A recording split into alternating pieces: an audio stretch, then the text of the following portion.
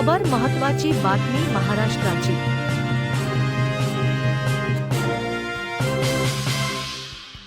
पूर्वी या शेतकऱ्यांना आश्वासित केलं होतं, त्यांच्या अपेक्षा वाढवल्या होत्या, त्यांच्या समोर फार मोठी स्वप्न उभी केली होती की आम्ही 7-12 कोरा कोरा कोरा कोरा आणि कोरा करू। कोरा कोरा कोरा केला, त्यांच्याकडून सत्तेवर येण्याचं काम केलं आणि आता आम्ही आमच्या सोयीनं या ठिकाणी सरकार सांगतंय की आम्ही शेतीला या ठिकाणी आम्ही शेतकऱ्यांचा कर्जमाफ तर करणारच आहोत, परंतु योग्य वेळेला आम्ही कर्जमाफ करू। योग्य वेळ म्हणजे कधी? निवडणुकीच्या पूर्वी तुम्ही लोकांना आश्वासनं दिलेत, ती आश्वासनं दिलीत ती निवडणुकीकरता दिलीत, आता पुढच्या निवडणुकीपर्यंत शेतकऱ्यांनी वाट बघायची का? तशाच पद्धतीनं अध्यक्ष महोदय आपण महिलांना सांगितलं, महिला भगिनींना सांगितलं, लाडक्या बहिणी म्हणून सांगितलं की आम्ही 2100 रुपये तुम्हाला करून देणार आहोत। आता आपण म्हणता आम्ही बोललो नाही असं म्हणत नाही, परंतु योग्य वेळेला आम्ही देऊ।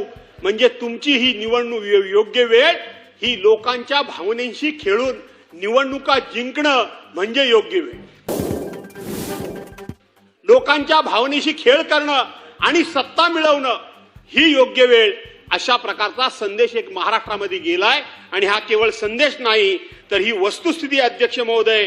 आणि म्हणून आपल्याला या ठिकाणी या प्रस्तावाच्या माध्यमातून सरकारला उत्तर द्यावं लागणार आहे की आम्ही शेतकऱ्यांचं कर्ज नक्की कधी माफ करणार आहोत। आपली योग्य वेळ ही योग्य वेळ म्हणजे ही वेळ कधी येणार आहे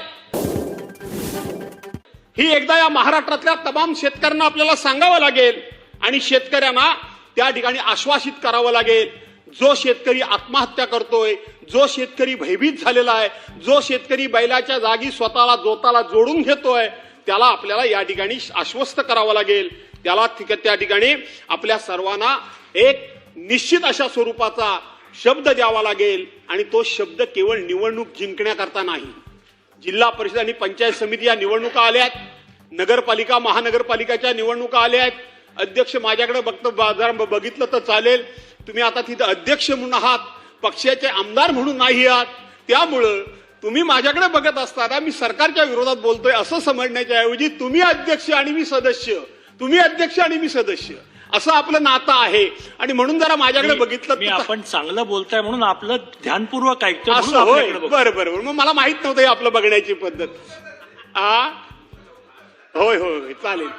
आणि म्हणून अध्यक्ष महोदय की आता जवळ जिल्हा परिषदेच्या पंचायत समितीच्या निवडणुका आल्या आहेत, नगरपालिका महानगरपालिका नगरपंचायतीच्या निवडणुका आल्या आहेत, म्हणून फक्त लोकांना गुळ लावण्याचं काम, त्यांच्या कोपराला गुळ लावण्याचं काम अध्यक्ष महोदय होता कामा नये या सरकारकडून। आणि म्हणून या सरकारनं केवळ निवडणुका जिंकण्याकरता म्हणून आम्ही लोकांच्या कोपराला गुळ लावत नाही, गुळ तर लावलाय पण कोणाच्या तोंडात काही जात नाही, अशा पद्धतीची सरकारची वागण्याची पद्धत आणि वृत्ती असता कामा नये अध्यक्ष महोदय।